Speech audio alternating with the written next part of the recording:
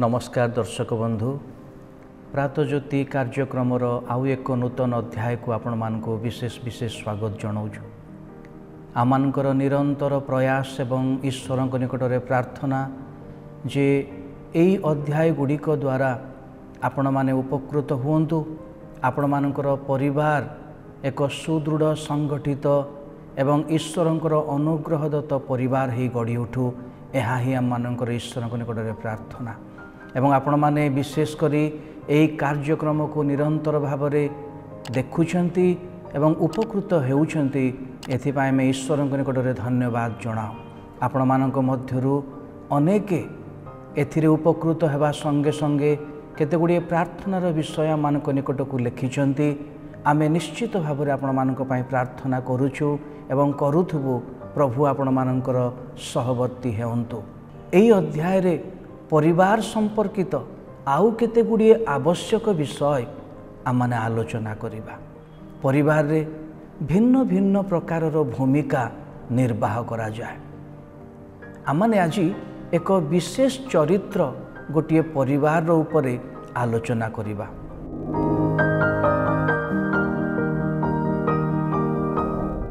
एवं यही चरित्र एक मुख्य चरित्र एवं बड़ गुरुत्वपूर्ण चरित्र अटे।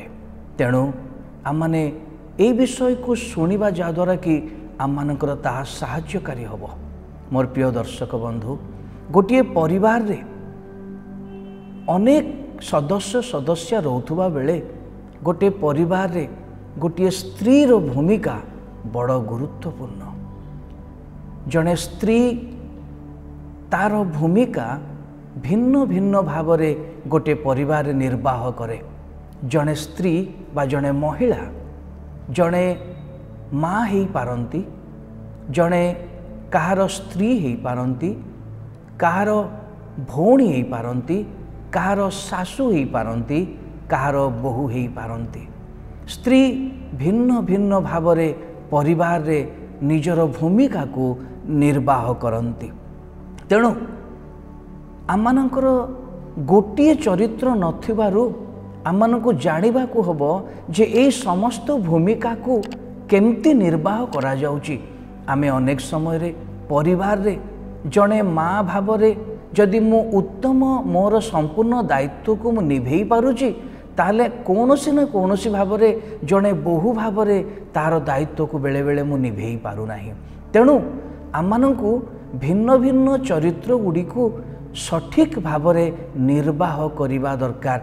जदि मोर परिवार को मु उत्तम देखिबा पाई चाहे, जदि मोर परिवार को मु सुदृढ़ देखिबा पाई चाहे, ताले मोर जो सब दायित्व जो भूमिका सब रही से भूमिका मते जानिबा को हबो। ता पूर्वरु मते जानिबा को हबो जे मु किए।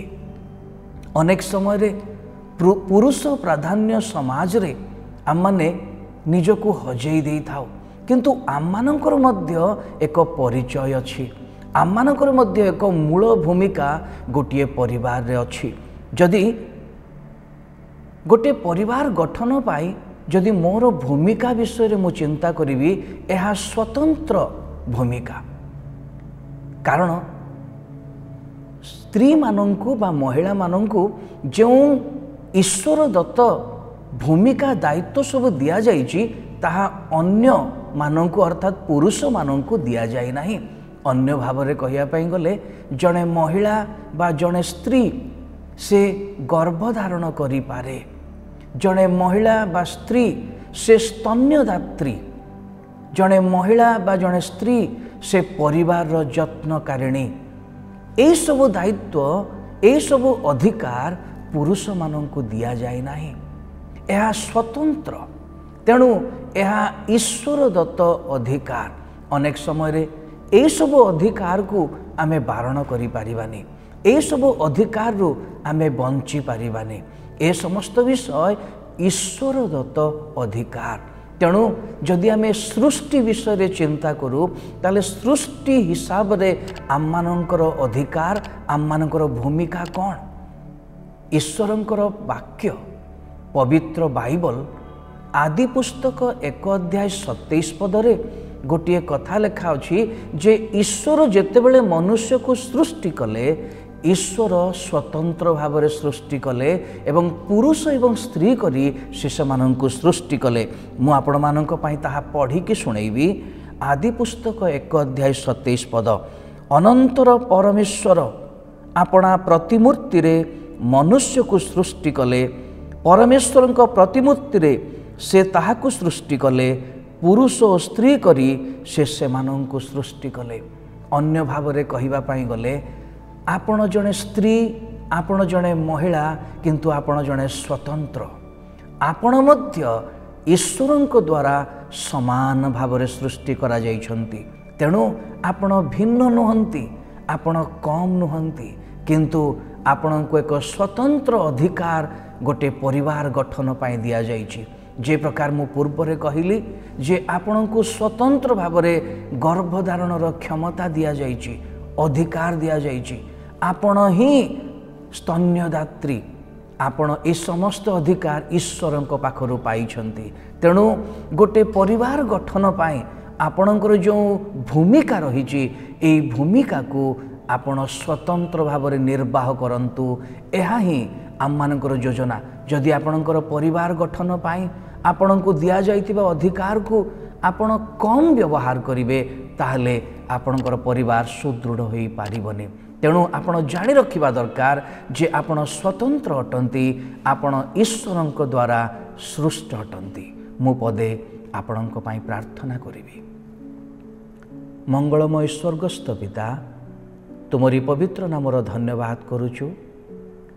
गृह रे तुमे स्त्री को रखिच, महिला को रखिच, एक स्वतंत्र दान दे सेमानकु भिन्न भिन्न अधिकार, भिन्न भिन्न प्रकारर दायित्व तुमे देइछ।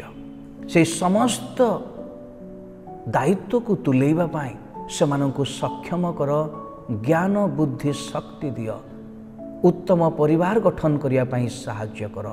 जीशुंक पवित्र नाम रे एई प्रार्थना उत्सर्ग करुछु। आमेन। समस्त को धन्यवाद। पुनर्बार आउ एक अध्याय आपण सहित साक्षात हो।